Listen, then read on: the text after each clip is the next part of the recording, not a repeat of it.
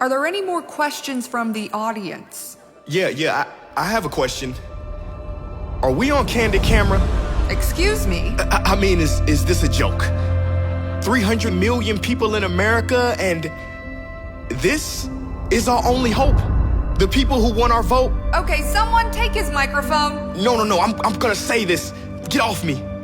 Someone needs to address the elephant in the room and the donkey. So excuse my definite lack of political correctness and etiquette, but there's a reason more people vote for the American Idol than the American president. Rest in peace, Robin Williams, you were right.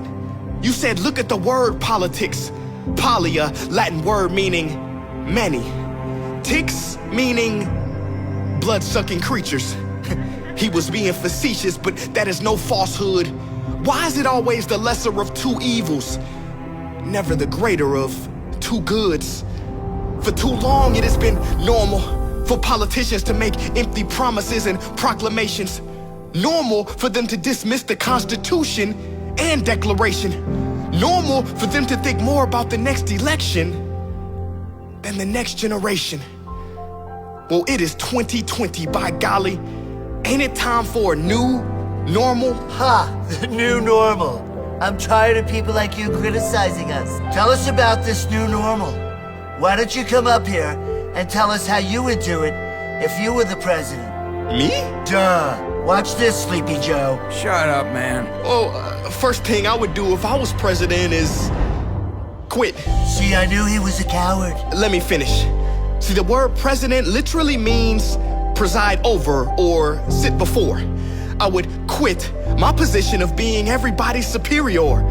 I would sit together with the people as equals. Next, I would take Congress back to kindergarten. See, I knew he was slow. Wait, what do you mean? Well, see, everything government needs to know they should have learned in kindergarten. Think about it. Our climate policy should be based on the kindergarten philosophy of clean up your own mess and put things back how you found them. Our foreign policy should be don't hit people.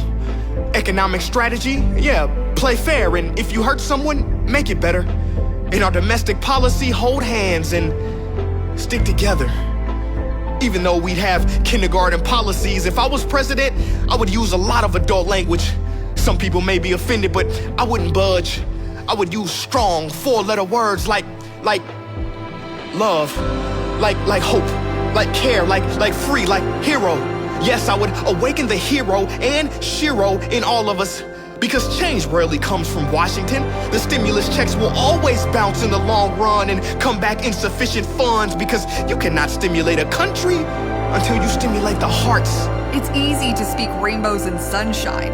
Where would you stand specifically on key issues? You know, I'm glad you brought that up. See, if I was president, my key issues wouldn't be getting rid of TikTok. My key issues would unlock the doors of freedom that have been blocked for so many.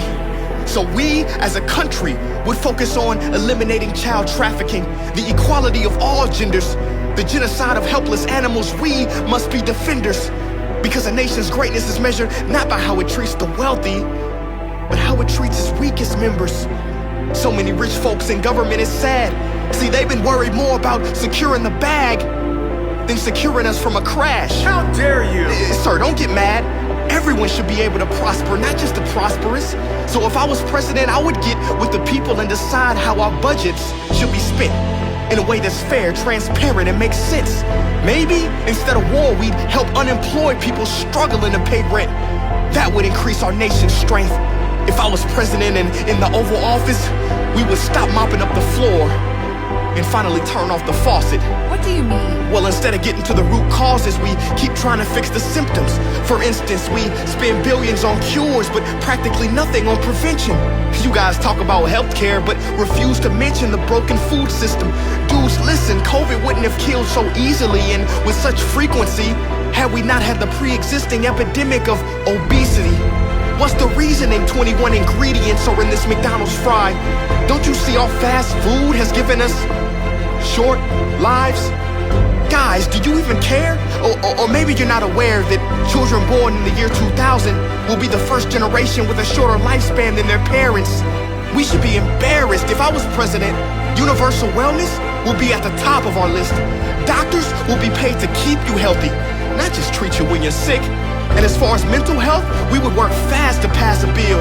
Cause this next fact is sad but real. Did you know more soldiers die from suicide when they come home compared to those killed on the battlefield? It is so much we have to rebuild. As far as women go, they should be free to make their own choices for their own bodies. Men should never regulate it. Students would have the final say in exactly how they are educated. Basically, what I'm saying is, to solve problems, everyone's voice should be heard.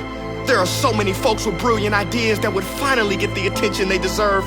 Because the strongest nation in the world will never be the US, will never be Russia or anywhere in Asia. The strongest nation is imagination.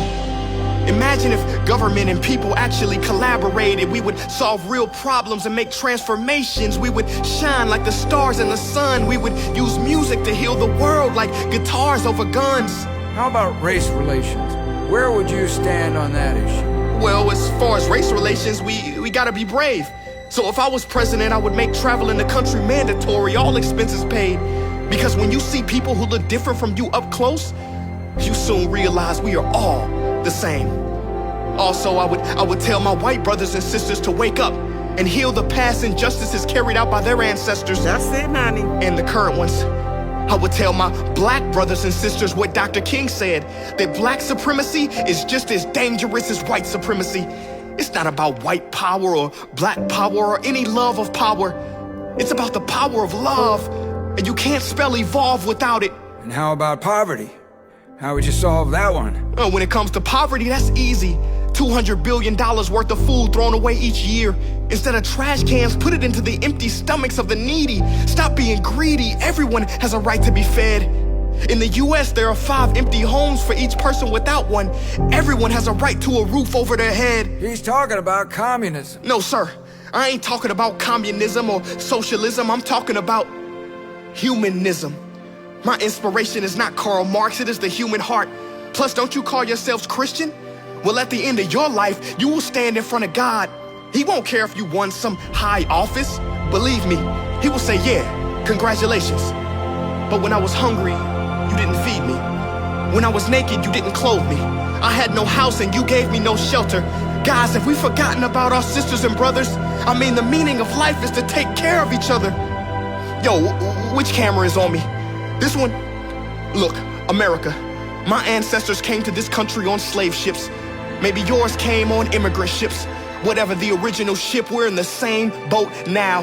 And it's sinking. It is a dark time for us all. It's hard.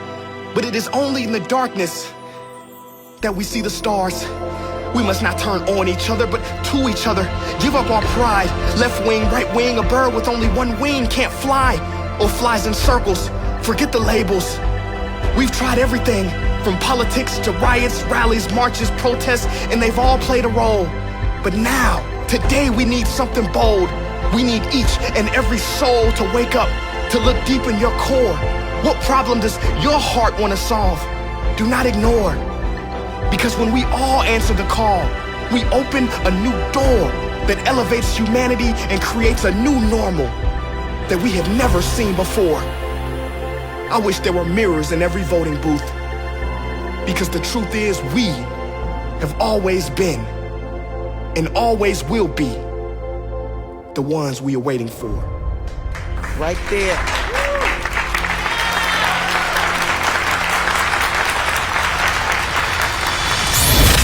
Guys, listen, don't click off yet. I want to say this.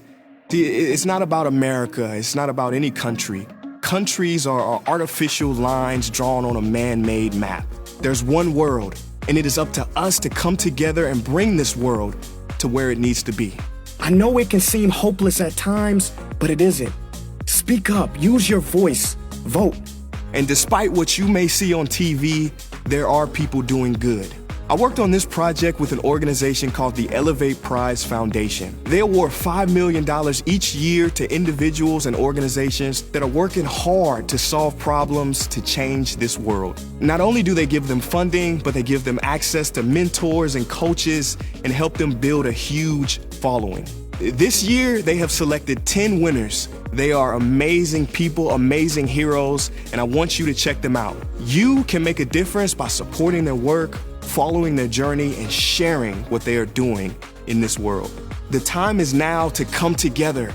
The time is now to awaken the hero in all of us. I want you to go to elevateprize.org and learn more. Peace.